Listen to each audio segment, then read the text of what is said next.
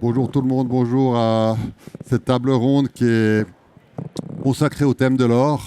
C'est un sujet qui nous passionne tous, c'est un sujet qui est universel, qui remonte à la nuit du temps, si vous voulez, le sujet de l'or. Pas seulement parce qu'on le retrouve aujourd'hui dans les bijoux et dans les montres, mais aussi parce qu'il y a de nombreuses applications industrielles. Pour la Suisse, c'est une tradition, c'est un savoir-faire, puisque les premiers affineurs ont commencé à affiner de l'or en Suisse au milieu du 19e siècle, que ce soit à Neuchâtel, que ce soit dans le Tessin. Et aujourd'hui, on voit que la Suisse représente vraiment un savoir-faire qui est reconnu dans le monde entier. C'est un pôle d'excellence, pas uniquement pour les questions de la qualité de son or, mais également pour les questions de transparence, pour les questions de responsabilité. Et donc, c'est vrai que c'est ce sujet-là qu'on va aborder, de savoir aujourd'hui comment la Suisse peut continuer à définir un standard de qualité dans la matière. Parce qu'aujourd'hui, on est malgré tout dans un domaine où on a beaucoup de tensions internationales, le commerce international qui se développe, l'or se retrouve partout. Et donc, c'est quel rôle peut jouer la Suisse dans ce contexte-là, avec sa tradition, son savoir-faire historique. Pour cela, on a nos intervenants qui sont là. Je vais les présenter au fur et à mesure. Mais on a défini une sorte de fil rouge pour cette table ronde. On va d'abord parler du contexte géopolitique. On parlera ensuite des questions de qualité, du savoir-faire de l'or, avant de parler un petit peu des questions de traçabilité, de responsabilité, d'éthique également, pour ensuite terminer un petit peu sur vos questions. On aura environ une dizaine de minutes pour répondre à vos questions avant de faire une conclusion pour cette table ronde. Voilà, c'est un petit peu le fil rouge de cette discussion et je vais commencer par demander à Valérie Lemaigre, qui est l'économiste en chef de la Banque cantonale de Genève, de nous exposer un petit peu quels sont les principaux enjeux, les principales données concernant l'or d'un point de vue finalement financier, économique. Comme ça va poser un petit peu le cadre de notre discussion. Alors au niveau des principaux facteurs qui ont surtout influencé les prix de l'or depuis 2022 et puis surtout 2025, c'est la demande d'or qui s'est accélérée au niveau des banques centrales. Le stock d'or détenu par les banques centrales, c'est environ 15% globalement de l'or. Mais depuis 2-3 ans, la demande d'or des banques centrales se fait à un rythme de 25% de la demande globale. Donc on voit l'accélération qui vient du côté des banques centrales. Évidemment, on va citer les banques centrales qui sont sous sanction, mais pas que. Depuis 2022, on voit quand même ce sont la Pologne, la République tchèque, bien sûr la Chine, qui accélèrent un peu leur rythme d'acquisition de l'or. Et puis deuxième acteur principal, c'est l'acteur du privé ou des banques, qui effectivement, depuis 2025, ont accéléré leurs demandes, et en particulier aux États-Unis. Donc on peut faire un lien géopolitique, bien sûr. Le premier, c'est 2022. Et le deuxième, c'est l'avènement de Donald Trump à la présidence des États-Unis, qui a accéléré la demande privée plutôt que celle des banques centrales. Voilà, ça c'est un grand schéma, mais on reviendra sur les détails volontiers. Peut-être une question qui intéresse tout le monde également, c'est le prix de l'or, son évolution depuis 5 ans et ces derniers mois. Alors, l'accélération des prix de l'or qui s'est un peu déconnectée, on va dire, de ses fondamentaux, elle date de 2025. Après, on a eu une correction ici ces derniers mois qui a permis un peu de revenir sur des niveaux fondamentaux. Mais cette accélération, elle vient de 2025. On peut tout à fait... Dans les facteurs déterminants, je vais essayer d'aller très très vite là-dedans. Vous avez dans les facteurs déterminants des prix de l'or, bien sûr ce que vous protégez quand vous achetez de l'or, c'est-à-dire vous protégez votre pouvoir d'achat international, donc vous vous protégez contre l'inflation et contre la dérive de certaines devises et principalement le dollar. Ça c'est le premier facteur. L'autre facteur important, c'est que de plus en plus vous vous protégez contre la volatilité. C'est une chose parce qu'il y a un peu une décorrélation de certaines classes d'actifs, mais principalement contre le risque systémique. Et c'est là où on a vu réellement des changements importants. C'est-à-dire que la demande de l'or a augmenté depuis la crise financière. Et ça montre qu'en fait, on se protège contre les risques systémiques avec l'or. Puis après, vous avez d'autres qualités. La qualité principale, c'est que l'or est de plus en plus liquide. On échange de plus en plus d'or. Donc ça, c'est une qualité importante pour une monnaie de réserve. Et voilà, je pense que je vous ai donné les principaux arguments. Alors pourquoi depuis 2025 ? Parce qu'on a eu un gros dérapage du dollar en 2025. On a eu quand même contre beaucoup de devises 15% de chute de l'évolution du dollar. Et ça a enclenché des phénomènes de réflexion par rapport à la protection de l'or et notamment vis-à-vis de la dette publique et des risques d'inflation qui sont persistants un peu partout, en particulier aux États-Unis. Une dernière question, rapidement. Le prix de l'or, vous le voyez se stabiliser, vous voyez continuer à progresser ? Alors, comme je vous le disais, il y a une nouvelle tendance qui date de 2025. Est-ce qu'elle est liée à Donald Trump et qu'elle va continuer tant que Donald Trump est là par rapport à sa problématique de déficit fiscal ? C'est possible.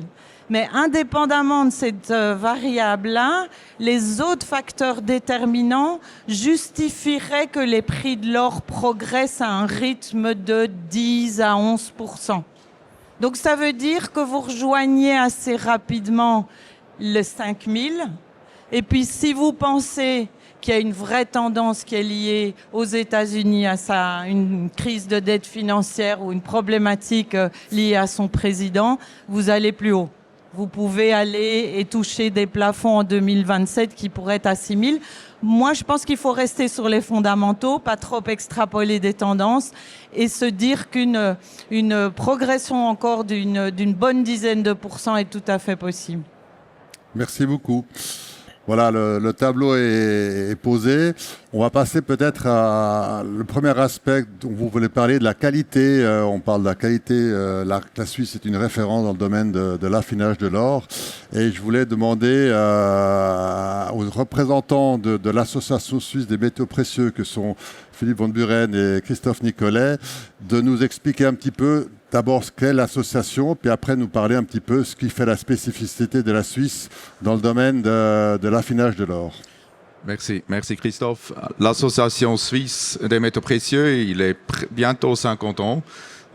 Il a 16 membres en Suisse qui sont actifs dans l'affinage, mais aussi beaucoup dans le traitement et recyclage des métaux précieux.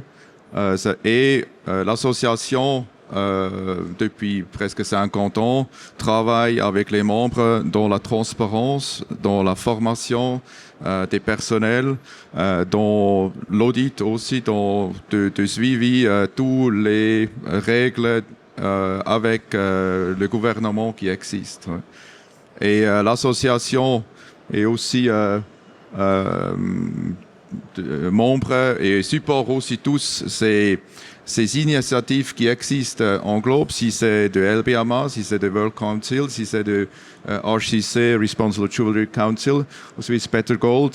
Et comme j'ai dit avant, travaille beaucoup avec, à la fin avec la douane en Suisse pour assurer l'importation des métaux précieux et en ordre, et que c'est contrôlé et on a une certaine transparence dedans. Et depuis 3 ans maintenant, c'est aussi l'office de bureau central des métaux précieux qui est responsable pour faire l'audit. Et depuis ça, c'est encore un ajout de la transparence, de la certification des métaux précieux. Christophe, vous voulez rajouter quelque chose ? Non, je pense que ça a été bien, la présentation de l'association a bien été faite. On traite tous les sujets en lien avec les sujets des métaux précieux, évidemment. Moi, ce que j'aimerais rajouter, c'est peut-être la volonté au niveau qualitatif, puisque c'est un des thèmes de la présentation. La qualité va bien au-delà de la simple, entre guillemets, qualité des produits que les sous-traitants ici réalisent dans la chaîne de valeur ajoutée. La qualité, c'est aussi la qualité de la compréhension de cette chaîne de valeur ajoutée. la compréhension de qui sont les partenaires de nos partenaires, la qualité, la transparence. Ça a un impact énorme sur notre business actuellement. Et puis cette qualité, on est capable de l'amener maintenant à tous les acteurs de la chaîne de valeur ajoutée. Vous pouvez peut-être dire un mot sur le rôle central des essayeurs jurés, parce que c'est vrai que c'est une spécificité suisse qui est finalement assez méconnue. Oui, alors les essayeurs jurés, c'est un métier unique au monde. C'est ce qui apporte aussi une qualité connue et reconnue par nos pairs. Donc c'est un métier qui consiste à être capable de titrer un métal ou un alliage et d'en donner un titre qui est validé et puis qui est assuré par le gouvernement. Donc les essayeurs jurés, très concrètement, sont employés chez les affineurs, ils sont sous le payroll des sociétés, mais au niveau de leur reporting, ils dépendent du bureau des douanes. Donc très concrètement, un titre qui est réalisé dans nos maisons peut être reconnu et puis avoir une assurance qui est totalement indépendante de l'organisation pour laquelle les essayeurs jurés travaillent. Donc c'est une formation qui est assez passionnante puisqu'elle consiste pour des gens qui ont un CFC de laborantin, un CFC dans la technique, de faire 2 ans de formation supplémentaire, qui est une formation exigeante et qui permet ensuite de pratiquer ce métier en Suisse. Et donc c'est ce qui explique finalement une partie du savoir-faire, la tradition suisse dans le domaine de l'affinage de l'or. Alors absolument, je veux dire, on a cette ancienneté et puis ces décennies d'expérience concernant l'affinage des métaux précieux. Le métier d'essayeur juré apporte encore cette brique supplémentaire à cette chaîne de valeur ajoutée. Donc c'est tout à fait fondamental. Oui, je pense aussi qu'on peut ajouter, ça donne vraiment la confiance en Suisse. Et je pense aussi, grâce à cette formation qui existe depuis beaucoup d'années, on a cet haut standard aussi envers les autres pays. Et de maintenir cet standard en Suisse, c'est cette formation qui est évidente, qui aussi tous les membres des autres sociétés en Suisse supportent chaque année. On a entre 10 et une vingtaine des nouveaux essayeurs jurés qui sont formés chaque année. Au-delà des essayeurs jurés, quel rôle joue l'association pour maintenir, promouvoir le standard suisse ? Alors il y a beaucoup d'initiatives qui sont réalisées. L'une des principales, je pense, c'est l'approche de la transparence. Une décision a été prise au niveau des membres de l'association d'aller au-delà du cadre légal. Nos clients, nos partenaires demandent une compréhension complète de la chaîne de valeur ajoutée. On ne peut plus se contenter aujourd'hui de donner une information sur notre fournisseur de premier degré. On doit remonter les filières d'approvisionnement. Vous avez derrière moi la production annuelle d'or de provenances différentes, que ce soit des mines industrielles, des mines artisanales, l'or recyclé. Chacune de ces sources, elle a ses particularités et on doit comprendre d'où vient l'or que l'on utilise pour élaborer nos alliages et puis faire nos produits pour la joaillerie et l'horlogerie. Donc cette initiative a débouché sur la volonté d'offrir cette transparence complète sur la chaîne de valeur ajoutée. Une plateforme a été mise en ligne il y a quelques mois et qui peut offrir cette transparence. Donc vous allez sur cette plateforme et vous pourrez voir par pays les volumes d'or qui ont été importés, par typologie de produits, les raisons sociales des sociétés qui ont fourni l'or. Et ça, c'est un degré de transparence qui n'avait jamais été atteint jusqu'à présent. Et on est passé, c'est assez intéressant, au niveau de l'or, d'une situation où on était plutôt vu ces dernières décennies comme une corporation assez opaque, à une corporation qui offre un degré de transparence important et qui fait envie aux autres importateurs comme les filières de cacao, les filières du chocolat, les filières du café qui nous posent des questions sur notre démarche. Et ça, la Suisse est dans une situation unique dans ce domaine-là. Pas d'autres pays n'ont mis en place ce genre de démarche ou ce genre de Non, c'est plateforme. absolument unique. C'est absolument unique, cette approche de transparence. On a... Pardon. Voilà, c'est cette plateforme qui est derrière moi, qui permet d'avoir cette traçabilité unique au monde, si on veut. Et on ne va pas s'arrêter là, hein. On va poursuivre nos efforts pour mettre à jour ces données, qu'elles soient parfaitement en lien avec la réalité des importations en Suisse. Alors, donc on voit qu'on passe d'une qualité technique à un sens de la responsabilité. Je crois que c'est quelque chose qui est important et c'est bien de le souligner. Et ce qui nous amène finalement à un autre élément. On voulait parler de la responsabilité au sens plus large.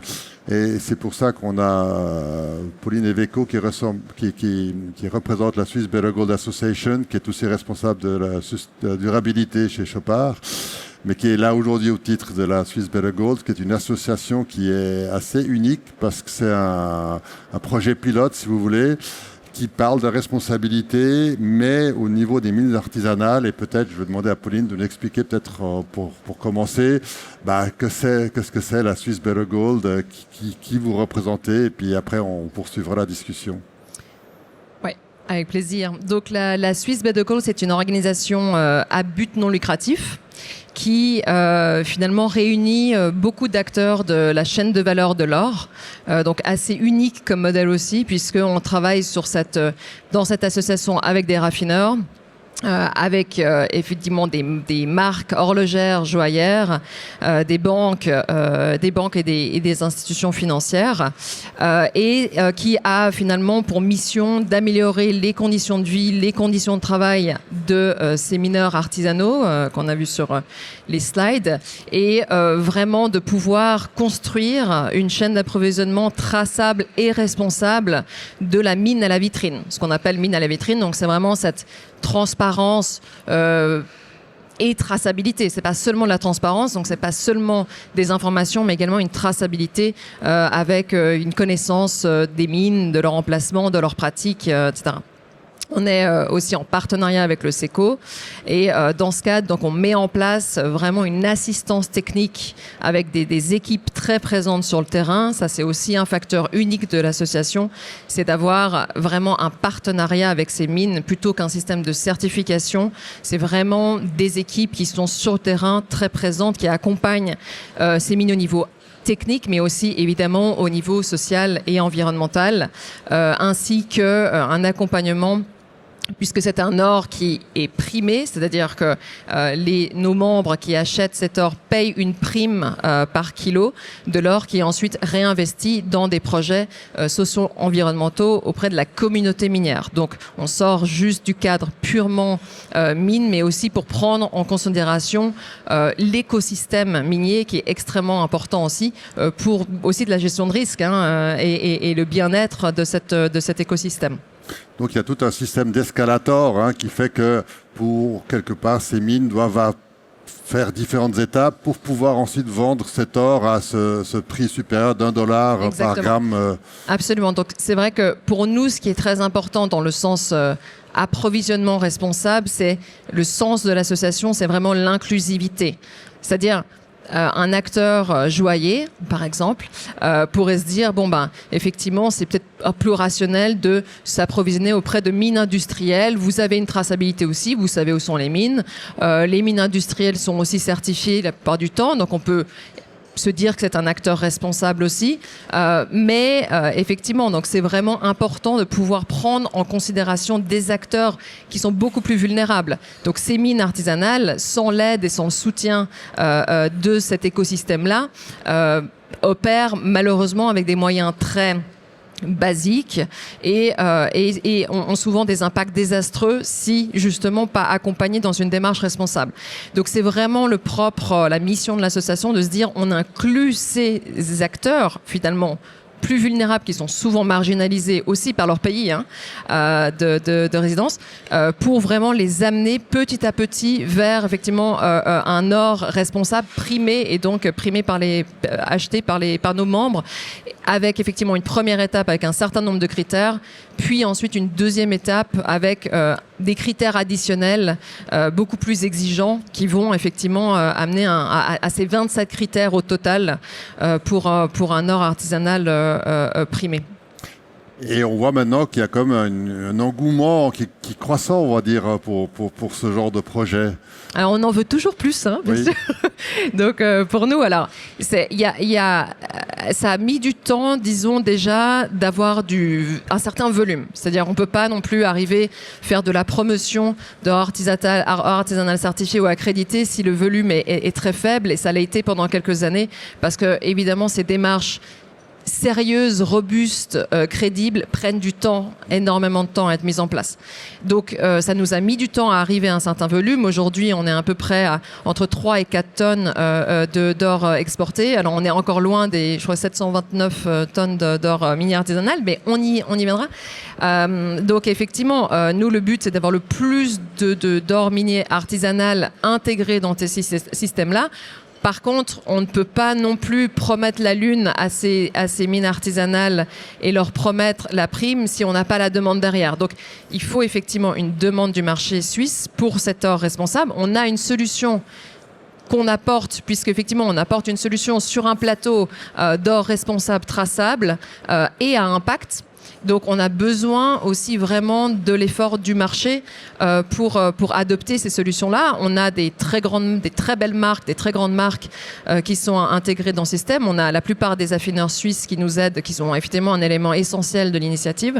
Mais appel aux personnes présentes ici. On est toujours évidemment en recherche de nouveaux membres pour participer à cet écosystème minier artisanal responsable. Donc, l'appel est lancé. Oui, et je me rappelle qu'il y a 2 ans, on avait fait une table ronde sur les mines artisanales. On avait déjà évoqué ce problème, c'est qu'à l'époque, effectivement, il n'y avait pas suffisamment d'acteurs qui étaient prêts à acheter de l'or à $1 de plus, alors qu'on voit que les bénéfices sociaux, environnementaux, humains sont essentiels.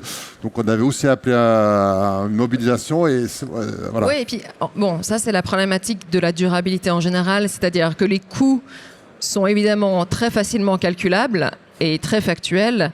La valeur ajoutée d'acheter cet or responsable, traçable, n'est pas toujours facile à mesurer aussi en termes d'image, mais devient de plus en plus probant, effectivement, puisque on se rend compte quand même de la pression que les sociétés ont aujourd'hui pour montrer patte blanche et pour montrer que l'or est d'origine responsable. Donc, disons que la société nous montre que notre solution est probablement efficace pour répondre à ces enjeux-là. Donc voilà. Mais alors peut-être je vais poser une question un peu à l'ensemble du panel pour savoir si finalement les attentes en matière de responsabilité, ça vient plutôt des investisseurs, des sociétés, des régulateurs, mais aussi est-ce que les consommateurs sont suffisamment sensibilisés à ce genre de questions ? Aujourd'hui, on parlait jusqu'à la vitrine, mais quand les gens vont acheter de l'or, on n'a peut-être pas encore suffisamment de mobilisation. Ou comment vous le voyez les uns et les autres ? Alors, bon, moi je pense que la bonne nouvelle, c'est que le consommateur final commence à poser des questions au moment de l'acte d'achat. On a eu plusieurs témoignages sur le salon cette année de sociétés qui sont directement en contact avec les consommateurs finaux, qui viennent nous dire, lors de l'acte d'achat d'une alliance de mariage, d'une montre, d'un bijou, les consommateurs commencent à poser des questions. D'où vient cet or, par qui a-t-il été traité? Et puis ça, c'est plutôt la bonne nouvelle. Puisque, comme on le voit là, derrière, encore une fois, il y a des provenances différentes. Il n'y en a pas forcément une qui est meilleure que l'autre. Chacune porte ses challenges. La transparence, l'approche qualitative que l'on peut mettre en place peut permettre de mettre en place des filières d'approvisionnement qui font sens. Et on voit des initiatives comme la Swiss Better Gold ou d'autres initiatives en lien avec les mines artisanales permettent de labelliser, si on veut, au niveau mondial, 22 tonnes l'année passée sur les 729 qui ont été extraites. Donc on voit l'importance et le gap qu'il y a encore dans la transparence et la traçabilité. Mais la bonne nouvelle, c'est que les consommateurs finaux et bien sûr les clients marques horlogères, marques joaillières demandent maintenant vraiment des comptes sur la transparence. Ouais. Je vais profiter pour présenter Raphaël Schwartz, qui représente la Fédération horlogère. Vous aussi, vous êtes évidemment au centre de ces discussions-là. Quelle réponse vous auriez par rapport à cette thématique ? Alors, bonjour à tous, merci pour l'invitation. Effectivement, pour revenir à cette question de qui mène le bal, je pense que les premiers qui ont lancé des initiatives, c'était les législateurs. Ça s'est vu au travers du Dodd-Frank Act aux États-Unis, ça s'est vu maintenant en Europe avec des projets sur la durabilité, la CS3D, la CSRD, etc. Mais on voit qu'au niveau des législations, tout n'est pas évident. Le Dodd-Frank Act est revenu en arrière. La CSRD, la CS3D, les Européens sont aussi en train de revenir un peu en arrière, d'adapter, parce qu'on voit qu'il y a la pression, qu'il y a la pression économique, qu'il y a la pression politique et que les gouvernements n'ont pas toujours la possibilité de faire avancer ces choses. Et puis, maintenant, je pense que la balle est dans le camp des marques, des entreprises.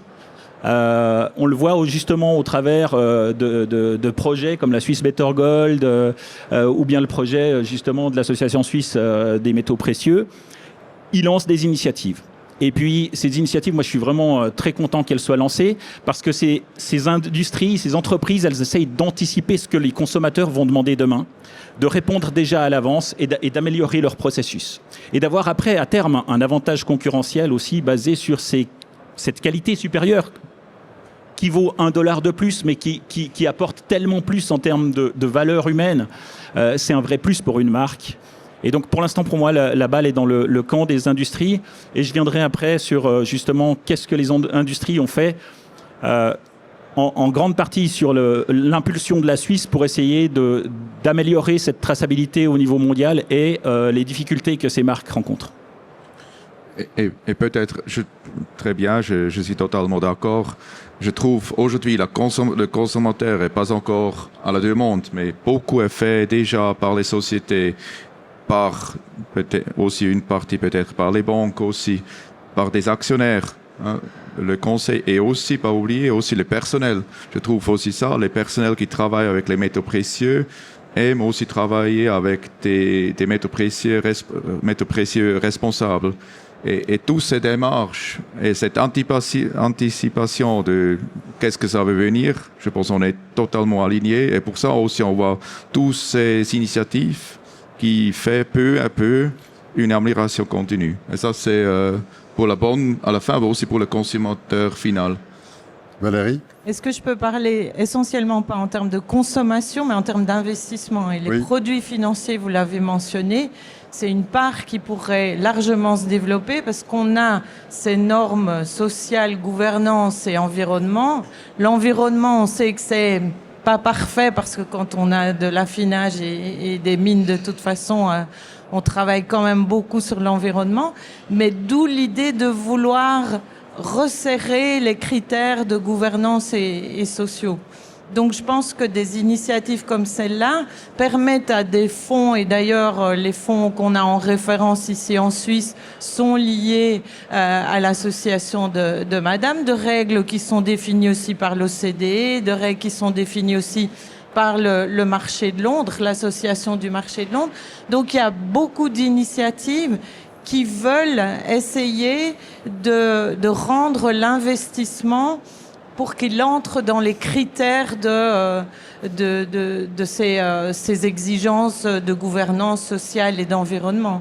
Donc c'est que le début, parce que jusqu'à présent, on mesure mal ces critères-là pour ce qui est d'investissement immobilier ou de l'or ou des métaux. Et d'où l'idée de développer toutes les initiatives de traçabilité, parce que ça permet de définir des critères clairs qui sont après réajustés au niveau des produits financiers. Alors, c'est vrai qu'on parle de l'investissement. On a dans les membres de la Swiss Better Gold certaines institutions financières, des banques. Il y a un fonds de Swiss Positive Gold qui s'approvisionne uniquement en or de la Swiss Better Gold, de l'or traçable, éthique. Mais ça reste qu'encore une minorité, parce qu'effectivement les quantités ne sont pas suffisantes.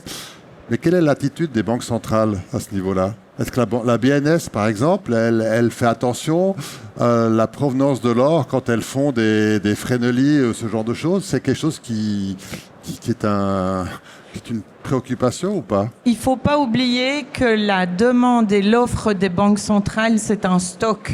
Ouais. Ça n'est pas une création systématique annuelle de nouvel or qui est produit.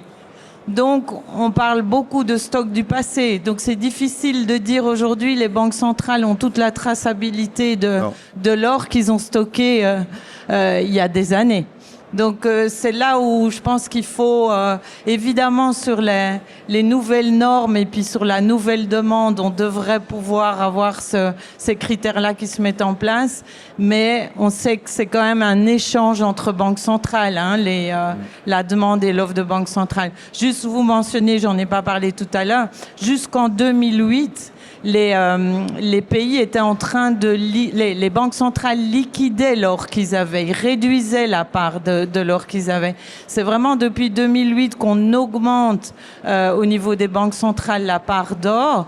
Et donc, en 2008, vous aviez d'autres préoccupations, on va dire, que celle-là. On va parler un tout petit peu des standards.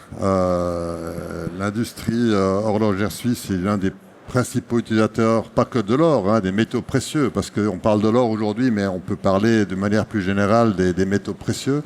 Et pour vous, quelle place occupent les règlements, les standards réglementaires, toute la partie réglementaire dans ce débat-là? Et est-ce qu'il est suffisant ou est-ce que finalement c'est une base sur laquelle il faut construire? Alors, comme je l'ai dit tout à l'heure, il y a eu des réglementations qui sont venues. Les législateurs sont venus avec des projets, avec des contraintes. Ils sont un peu revenus en arrière et l'industrie a pris le relais. Et l'industrie s'est aussi retrouvée face à des obstacles en prenant le relais. Il y a eu un projet qui a été lancé dans le cadre de la normalisation, parce que les industries ne peuvent travailler qu'au travers de la normalisation, vu qu'on n'est pas législateur par définition.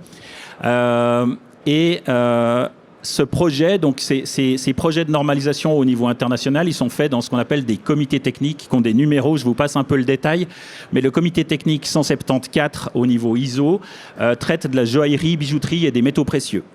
Et ce comité technique 174 a une forte implication de la Suisse en son sein, et c'est la Suisse qui est à l'initiative d'un projet qui a été lancé, qui était l'ISO 21261-3, qui concernait l'or recyclé, avec toutes les exigences qu'on peut vouloir sur l'or recyclé, sur sa traçabilité, etc.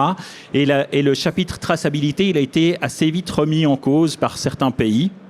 En particulier, tout à l'heure, Valérie mentionnait certaines dates. Et 2022, c'est l'arrivée du conflit en Ukraine et des sanctions contre la Russie. Et la Russie est très active aussi au niveau de la normalisation internationale et a tout de suite dit, maintenant qu'il y a des sanctions qui visent la Russie, nous, on est opposé à la mise en place de règles de traçabilité au niveau international dans des normes internationales. Chaque pays ayant une voix, la Russie a été un peu minorisée et les autres pays ont fait avancer quand même le projet jusqu'à son étape finale. Au moment où on approchait du vote final, tout à coup, la Russie a demandé à plusieurs autres pays alliés de rejoindre ce comité technique, alors qu'ils n'ont absolument pas participé au développement du projet. Des pays comme la Corée du Nord ou autres. Et tous ces pays ont voté non. On s'oppose à ce projet. Conclusion, le projet a été purement annulé. Et donc, il n'y a pas de normes internationales qui permettaient ce suivi, cette traçabilité, ces conditions RSE au niveau international. Et c'est pour ça que moi, je suis vraiment content qu'il y ait des projets individuels qui se lancent, qui permettent de faire déjà dans l'intervalle de la traçabilité et puis de la qualité pour l'or. Et deuxièmement, même à plus long terme, ce qu'on fait au niveau de la normalisation internationale, ça reste le minimum commun pour tous. Ces projets comme la Swiss Better Gold vont plus loin et permettent d'avoir des choses mieux. Mais il est important qu'on arrive à terme à mettre en place un standard qui permette de couvrir les besoins au niveau international, qu'on ait tous au moins un minimum commun. Et dans ce contexte, comment on garantit la crédibilité de la traçabilité, à part la transparence qui a été mise en place en Suisse ou les chaînes d'approvisionnement responsables? Quelles sont les solutions? Alors, les solutions, elles passent souvent par des audits, elles passent par des processus de relations clients, les prescriptions de l'OCDE à suivre. C'est jamais facile, hein. Il peut toujours y avoir des gens qui trichent dans la chaîne. Ça, c'est jamais facile à éviter, hein. Mais avoir un minimum qui serait fixé, ça c'est la base. Et puis, pour poursuivre ce projet, justement, les groupes de normalisation se sont réunis au niveau européen, par contre, toujours sous l'impulsion en partie de la Suisse et de la CIBJO, pour discuter de comment mettre en place cette norme pour qu'il y ait quand même quelque chose. Et finalement, donc, on va lancer un projet de norme au niveau européen, au sein du comité technique 410. Et le projet va donc se poursuivre. Il y a aussi eu la question à un moment d'intégrer les objectifs de cette norme dans le RJC. Donc voilà, il n'y a qu'une collaboration aussi avec des organismes comme ça pour lesquels on peut arriver à une traçabilité totale. Ça, c'est clair. Mais si je vous entends bien, on a quand même deux niveaux. On a le niveau international avec des reculs par endroit, en tout cas dans l'exemple que vous donnez, et malgré tout une position de la Suisse qui est finalement relativement à part. On peut le comprendre comme ça en termes de responsabilité, de traçabilité. Mais je pense quand même, la Suisse, quand même, on est petite, mais 4 des 10 affineurs globaux sont suisses. Ça veut dire qu'on a quand même aussi un poids, une maîtrise, un lien à tous ces mines, si on parle de ces mines-là, qu'on peut avoir, et on veut avoir un impact peu à peu. Et c'est clair, on souhaite toujours demain, c'est tout fait, mais je pense qu'on doit toujours aussi regarder où on était encore 10 ans en arrière et qu'est-ce qu'on a déjà réussi les dernières 5 ans, 10 ans et qu'est-ce qu'on veut encore réussir quand ça progresse comme les dernières 5 ans. J'ajouterais qu'effectivement, on a 4 des 10 grands affineurs et on a aussi en Suisse la particularité d'être le pays qui, malgré la taille du pays, on est le plus gros contributeur en termes de poinçonnage au sein de la Convention de Vienne. Donc on est quand même un pays central pour ça. Après, moi je dirais pas qu'on est le seul pays avec des objectifs RSE, hein. Nos partenaires européens, il y en a beaucoup qui vont aussi dans ce sens, et même d'autres pays dans le monde qui vont avancer. Mais il y en a aussi qui tentent de limiter, ou en tout cas qui tentent de limiter les sanctions, parce que la Russie était quand même plutôt ouverte jusqu'à ce que les sanctions arrivent et que tout à coup ils se disent c'est vraiment à notre désavantage politique. Donc il faut avancer, c'est pas toujours facile, mais il y a cette volonté quand même d'aller de l'avant et la Suisse est un moteur.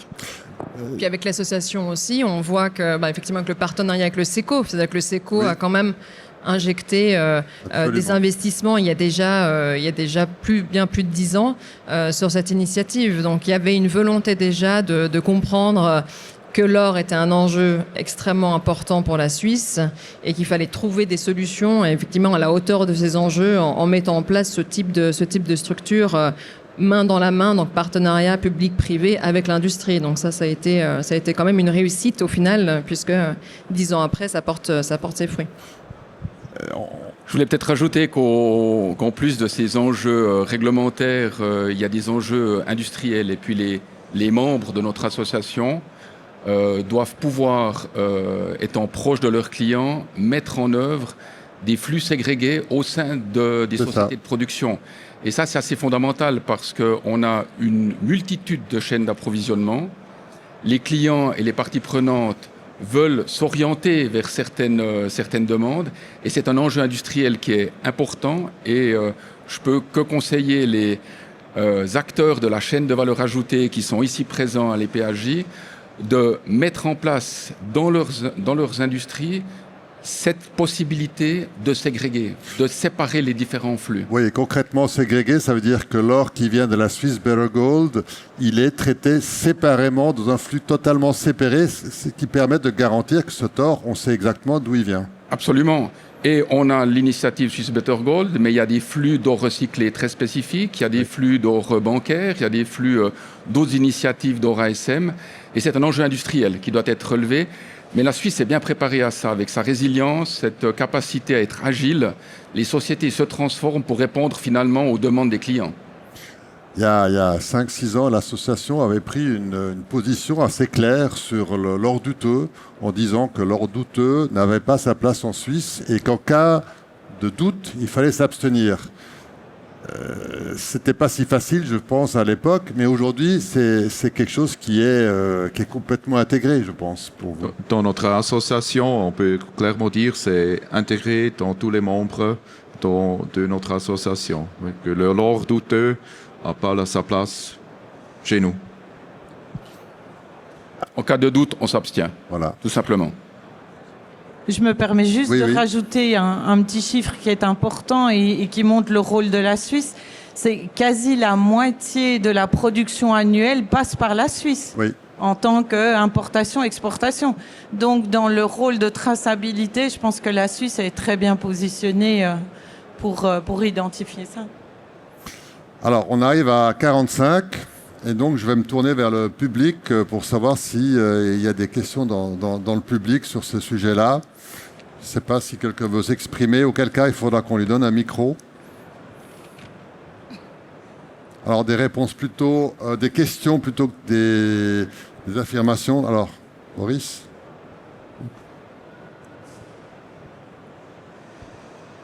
Je ne sais pas si je suis Boris, mais je suis quelqu'un Monsieur Engelson. venu... Non, mais Boris était mieux.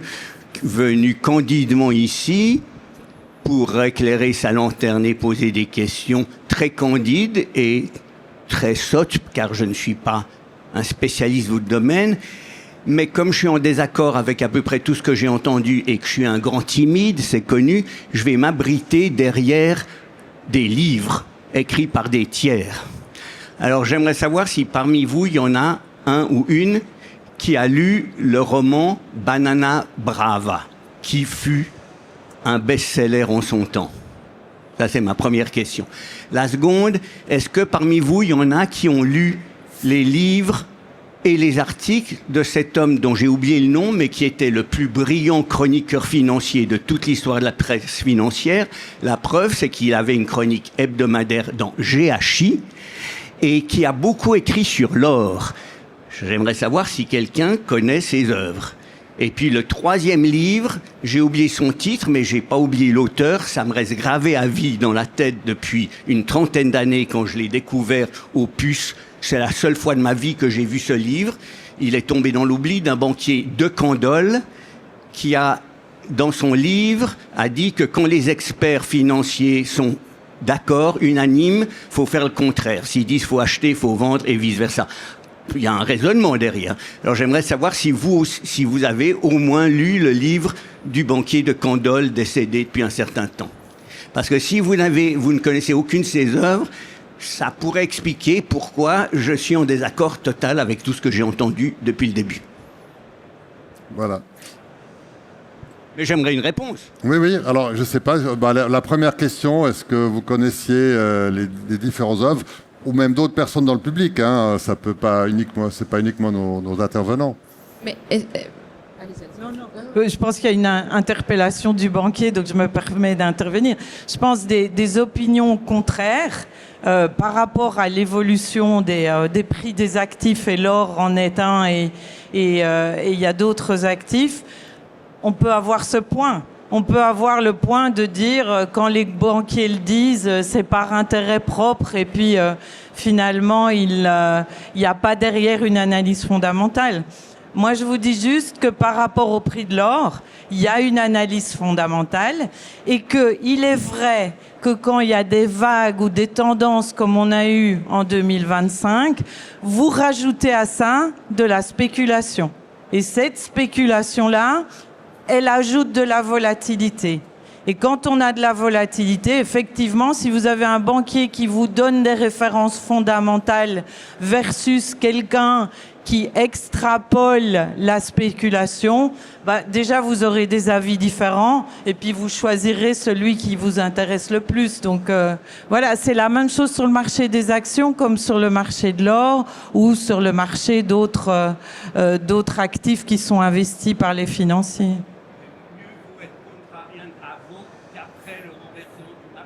Bien sûr. Raphaël. Alors, moi, je vais faire un aveu en direct devant tout le monde. J'ai pas lu ces ouvrages. Je connais pas votre auteur. Je me reconnais un peu dans ce que vous avez dit du troisième. C'est-à-dire que... Mais c'est pas tellement le banquier. Pour moi, c'est plutôt... dans le milieu financier, quand on veut faire un investissement, quand tout le monde est d'accord sur une tendance, généralement, après, ça va dans l'autre sens. Ça, c'est un peu une expérience personnelle, mais voilà. Mais maintenant, moi, j'aimerais revenir vers vous avec une autre question. Vous avez dit que vous êtes en désaccord avec nous tous. Sur quoi est-ce que vous trouvez que c'est inintéressant d'avoir mis un système de traçabilité par l'association des métaux précieux? Est-ce que vous trouvez que c'est inintéressant le projet Swiss Better Gold? Je vois pas ce en quoi vous n'êtes pas d'accord. Non. Les rares personnes qui me connaissent ici, généralement en mal, savent que je suis un inconditionnel de PPHJ et que si je viens genre de table ronde, c'est justement que je les trouve excellente.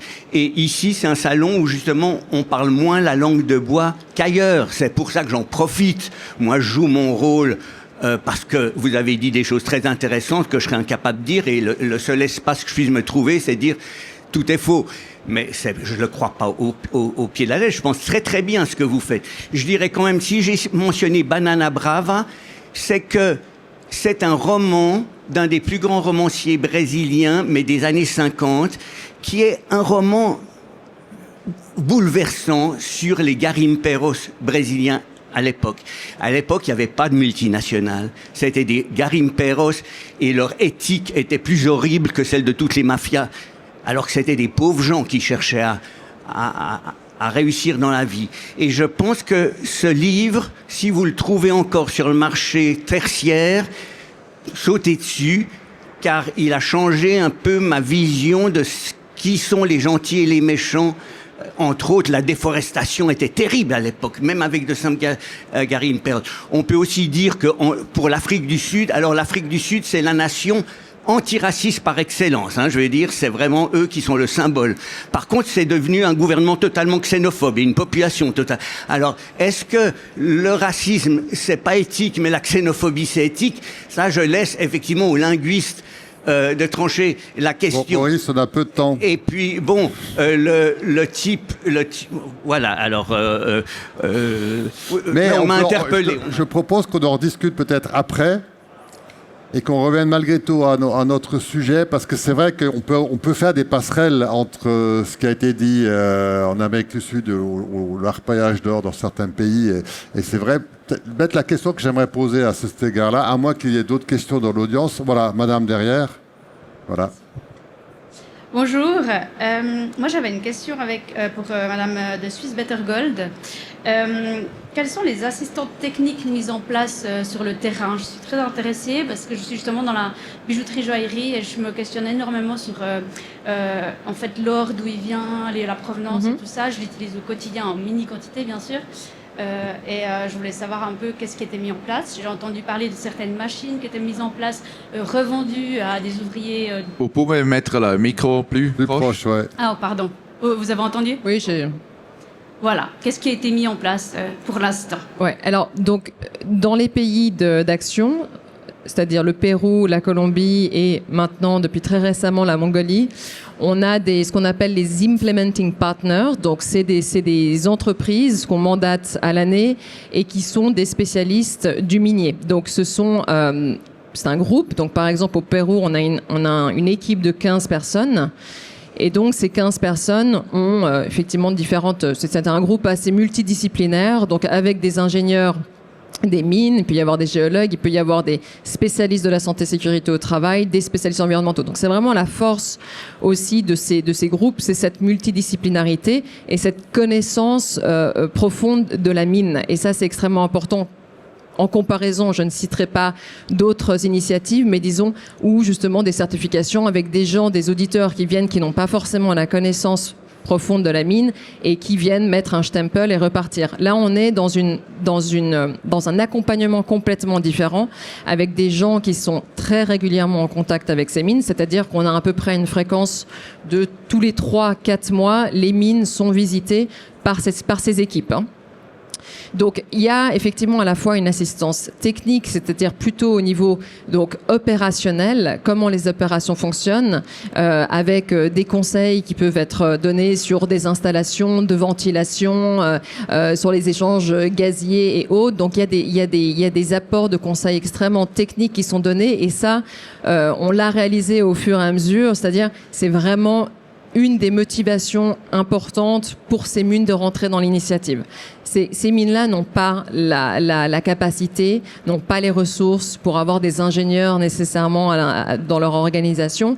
Donc, ils se reposent, entre guillemets, beaucoup aussi sur ces équipes-là pour leur apporter ces conseils-là. Donc ça, c'est une des premières choses, effectivement. Alors, nous, il n'y a pas, vous avez évoqué des machines. Nous, on n'est pas dans la commercialisation de machines. Donc, nous, on est purement dans l'apport de conseils. Hein. Ça, c'est juste important de le mentionner. Par contre, effectivement, on peut orienter, on peut aider les mineurs sur des appels d'offres, sur, effectivement, la commande de matériel. On accompagne beaucoup, par exemple, sur la gestion des chimiques.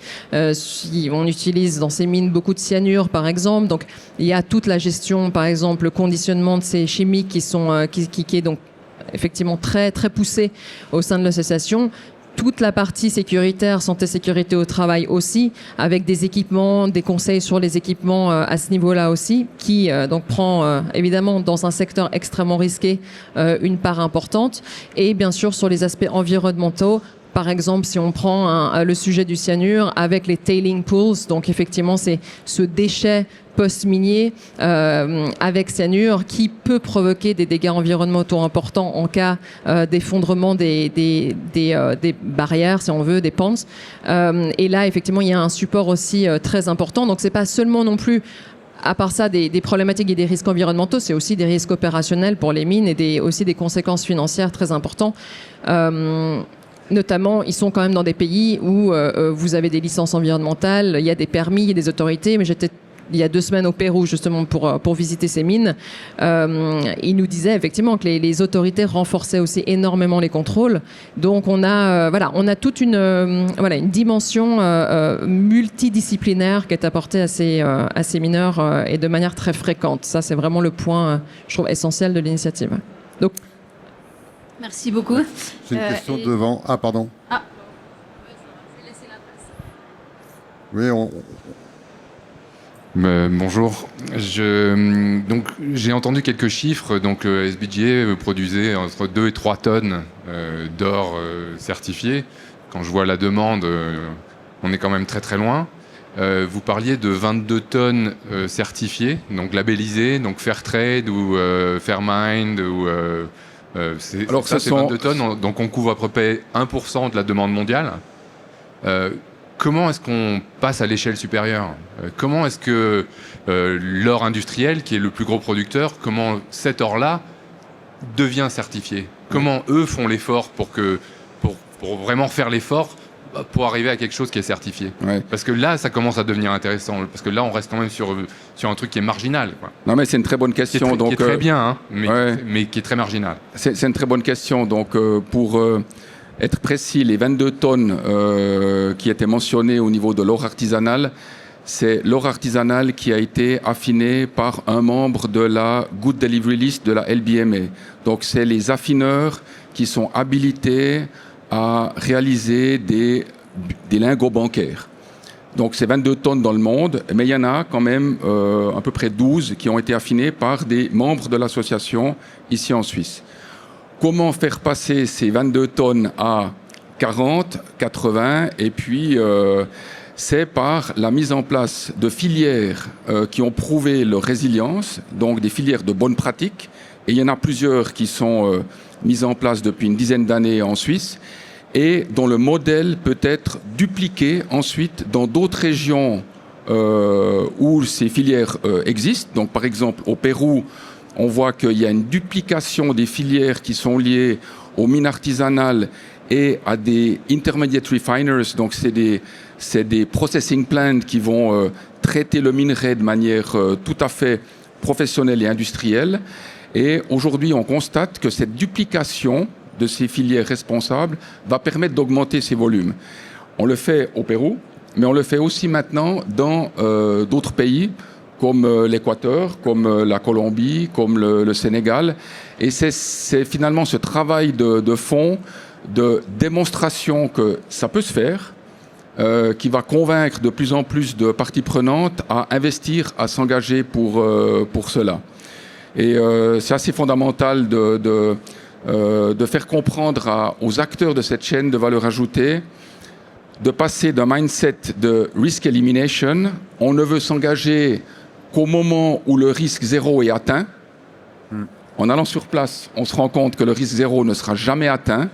Donc on doit accepter au niveau de l'ensemble des partenaires de passer sur une approche risk mitigation. On va mitiger le risque, le best effort pour, dans une procédure d'amélioration continue, finalement dupliquer ces chaînes.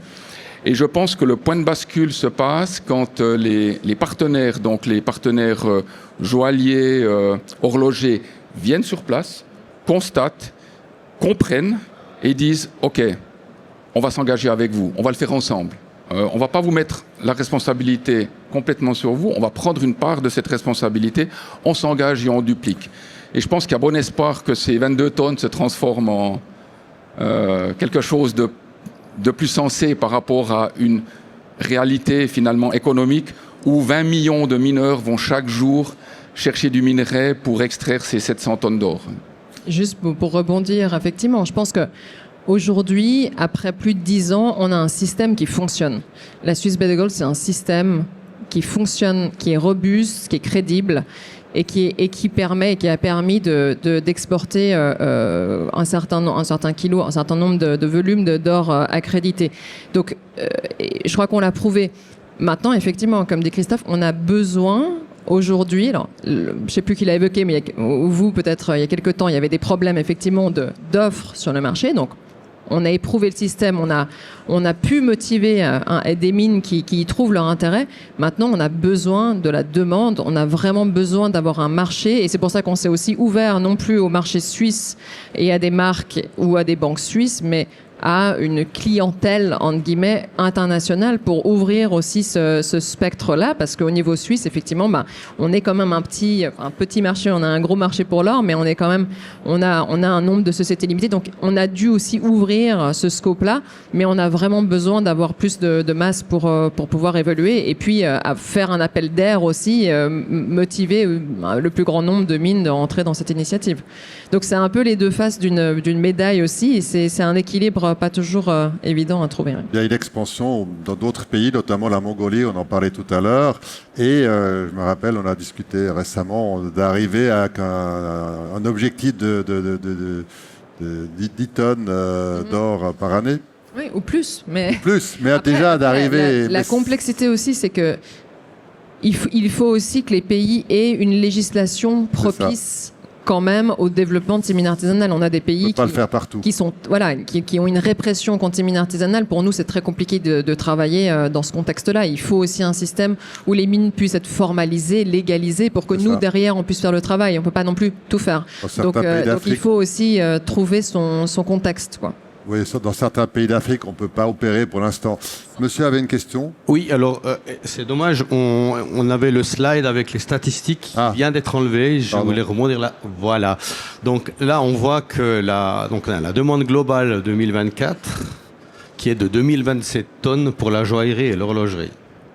Je pense que ça serait utile de séparer joaillerie et horlogerie, parce qu'on est dans un salon ici avant tout horloger. Absolument. On sait que c'est la part congrue de cette demande qui a l'horlogerie, et l'essentiel étant sur la joaillerie. Je ne connais pas la proportion, mais je sais qu'elle est énorme. On sait bien que c'est la joaillerie principalement qui est consommatrice. Mais ceci dit, on a 2000 tonnes. Et là, on parle de 22 tonnes. Donc, on voit qu'il y a encore du potentiel de croissance pour responsabiliser les acteurs de la joaillerie et de l'horlogerie. Et j'aimerais rebondir sur ces statistiques. Et là, je m'adresse peut-être plutôt à Madame Lemaigre. On voit qu'on a une demande globale de 4624 tonnes en 2024. Et je me souviens du slide, un autre slide qui nous parlait d'une production de plus de 5000 tonnes. Donc, en tant qu'économiste, moi, j'ai appris que le prix dépend de l'offre et de la demande. Et on remarque ici que l'offre est supérieure d'au moins 500 tonnes par rapport à la demande. Alors, comment vous expliquez que vous estimez que le prix de l'eau va encore grimper de 10 ou 11% par année, puisqu'on a globalement une demande qui est inférieure à l'offre? Alors des réponses très brèves parce que je pense qu'on arrivait au terme du temps imparti. Oui, alors rapidement, je pense que la demande qui s'est réalisée en 2025 a effectivement été excédentaire par rapport à l'offre et ce qui a fait exploser les prix. Pourquoi est-ce que aujourd'hui vous avez en 2026 eu des chutes de prix quand même importantes? Parce que probablement vous avez une demande d'expansion qui est moins élevée. Néanmoins, dans la demande, il y a plein de choses. Il y a les investisseurs et puis les banques centrales. Ce qui a beaucoup poussé en 22, 23, 24 également, c'est 1000 tonnes systématiques des banques centrales supplémentaires. Donc ça a été une très forte demande qui est venue s'ajouter à la demande de base. Après, oui, vous avez tout à fait raison sur le mécanisme de l'offre et la demande. Mais l'or est utilisé à travers différents canaux qui fait que ça, au niveau des échanges, ça peut être les canaux investissement, ça peut être les canaux pour la demande de joaillerie, ça peut être la technologie, qui fait que vous n'avez pas une homogénéité entre les tonnes créées et les tonnes utilisées sur une année. Il faut compter aussi que vous avez un stock de 220 000 tonnes d'or qui sont également réparties. Donc la loi de l'offre et la demande n'est pas exactement la même chose que quand vous produisez un bien et que vous l'utilisez ou vous le consommez la même année. Juste un peu mitigé. Et j'ai ajouté en plus tout l'or qui est sur papier. Là, on voit les tonnes physiques, mais il existe beaucoup de tonnes qui sont jusqu'au papier, qui sont même pas physiques. Et ça, c'est encore un autre aspect. Hein. Oui, et attention, il ne faut pas trop les surestimer. Parce que quand vous créez ce qu'on appelle un ETF, qui est typiquement un produit financier, vous allez acheter de l'or contre ce produit financier. Donc il y a quand même une demande derrière de barres, etc. Ce n'est pas qu'une création de produits financiers. Donc la différence entre ce qui est... on parle dans les ETF par exemple de 600 milliards de montants, de valeur.